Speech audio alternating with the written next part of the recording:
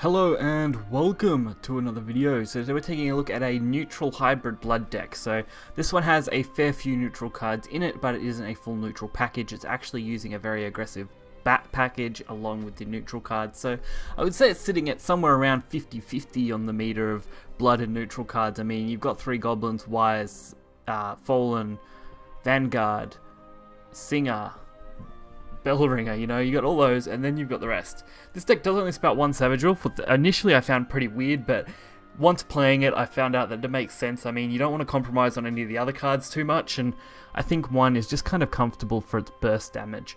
Everything else, you're kind of using Old Blood King for most of your big burst turns, and really just using the neutrals to support that with a little bit of damage, a little bit of early game in Goblin and Wise Merman, and then just draw power in the others. So not too bad. I had some fun with the deck. Whether I would say it's competitive or not, it's really awkward. It burns out very quickly, of course, and doesn't really deal with wards very well. So you will have trouble against Haven if they get to turn 7. If they don't, you usually can win quite easily because obviously Heavenly Knight is your only real problem card to deal with. Other than that, Forest can be a bit of a problem because they run some decent wards that can be a pain.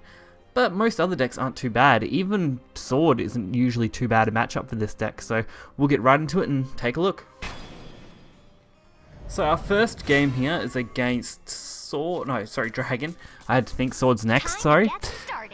Dragon is a little more exciting just because it has some very interesting decks. I mean, you've got the standard kind of ramp decks, you've now got some more AoE variant decks which focus more on clearing board.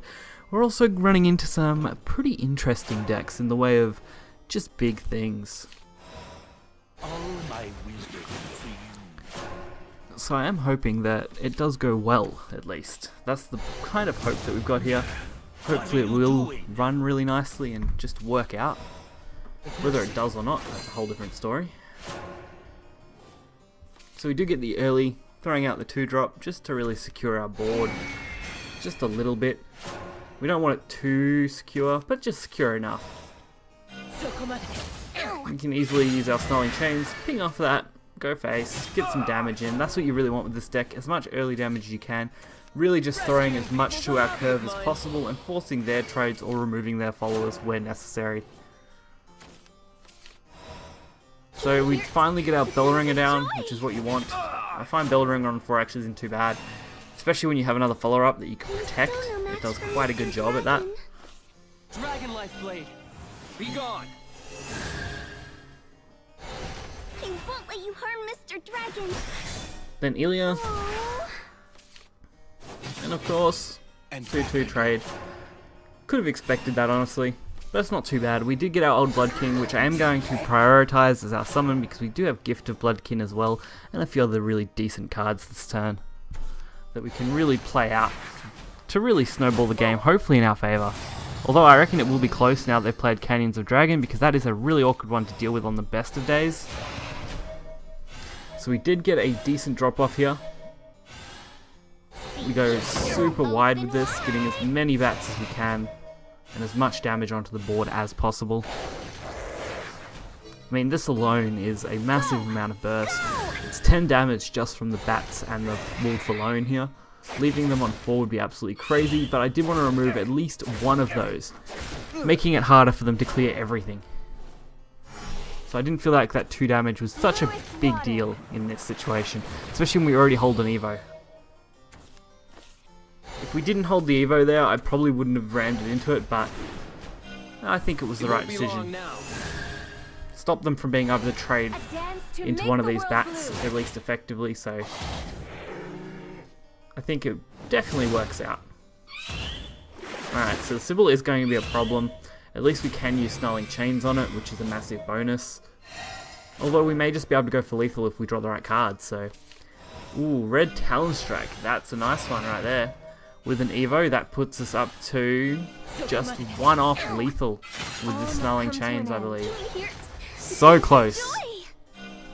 Hey, check this out. So we are going to keep this Blood King hidden. This is what we want. Keeping him hidden is important. Even though we're only 1 off lethal at this point.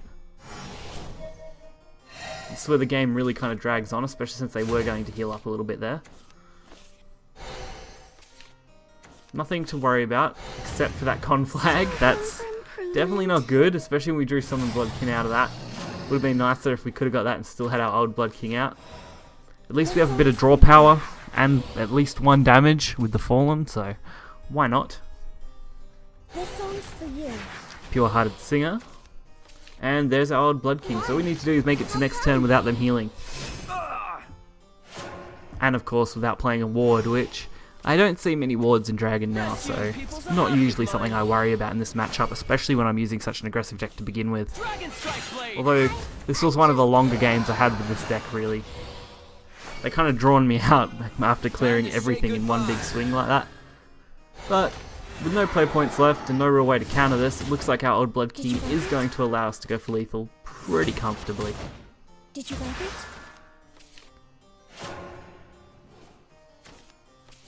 Yep, so we can just throw the king. We actually have both Summon Blood Kings, so we can throw both of those to the board. That's a nice little 8 damage, straight off the top. So even if they had have healed, wouldn't have helped them in this case, because we did draw way over lethal and secured us a victory against this Dragon player. So this one is our sword match. I'm sorry that the game was glitching a sec there and why it was bringing in the game. I'm not sure why, but sometimes that's just life. I mean, we're all a little glitchy at some points. You must die. Of course, we get a pretty alright start. It's definitely not the best. With the mulligan, definitely improves it. Having old Blood King early means we're not forced to try and draw it, which is great. And we already have Summon Blood King as a nice setup, and those couple of draws really help us get from that kind of early game to our mid game. Especially having our 2-drop, which is going to get us at least the 1 damage we want, to really just start bringing them down. This song's for you. Unfortunately, I don't see Bellringer surviving long enough. Not Bellringer. I don't see Fallen surviving long enough for Bellringer to be able to be played. But we do get 5 damage this turn, so overall 6 damage in a couple of turns I think is pretty reasonable so far. Especially when we have such an amazing setup with Blood King, Summon Blood King and Red Talon Strike, all those. It's really hard to say old Blood King than Summon Blood King straight after each other. It really makes things sound quite weird. We do get our Bellringer though, like I said. We're not too worried about spending the Evo on it. We've got enough to really go over a couple of turns. We only really want 1 big burst, so spending 1 here, not really a problem. Especially if it removes a ward.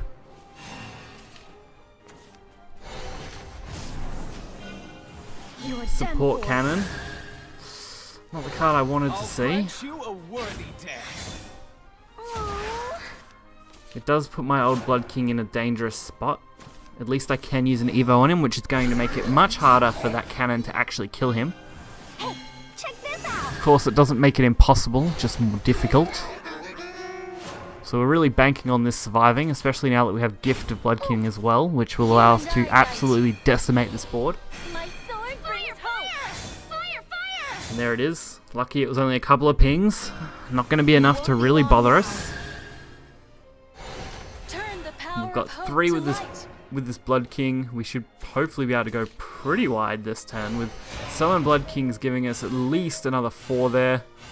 Talon gives us another +2, plus another 2 bats, so that's another 4. Overall, it's just a massive, massive amount of damage. We don't even need Gift of Blood King at this point. And we also have the Razor Claw, which is a 3 damage as well, so I think we had, what, 18 damage that turn? Pretty good once you set it all up. So I hope you guys did enjoy this video. As always, you will find this deck list in the description below. Just a few small points to this deck. It definitely does burn out quickly.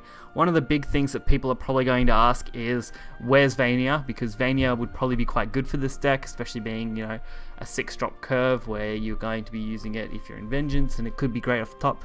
Personally, that's completely fine. I actually considered running Vania in this deck myself, but I think with everything that's in it already, it'd be hard to really make room for it without removing something that I'd consider a key card.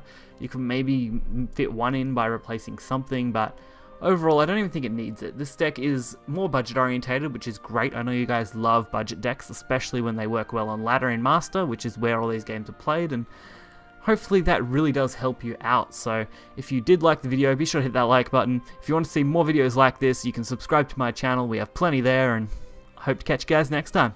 See ya.